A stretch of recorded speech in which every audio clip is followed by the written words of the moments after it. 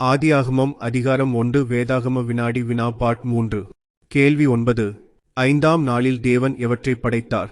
Option A மீன்கள் மற்றும் பறவைகள், ஆப்ஷன் பி மனிதர்கள், ஆப்ஷன் சி மரங்கள், ஆப்ஷன் டி சூரியன் மற்றும் சந்திரன். சரியான விடை ஏ மீன்கள் மற்றும் பறவைகள்.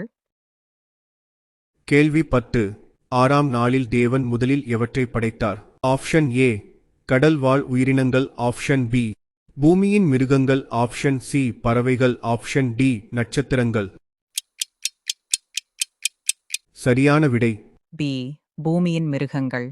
கேள்வி 11 மனிதனை படைப்பதற்கு முன் தேவன் என்ன சொன்னார்?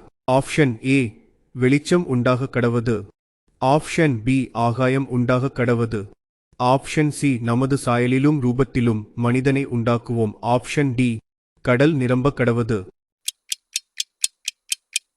சரியான விடை சி நமது சாயலிலும் ரூபத்திலும் மனிதனை உண்டாக்குவோம்.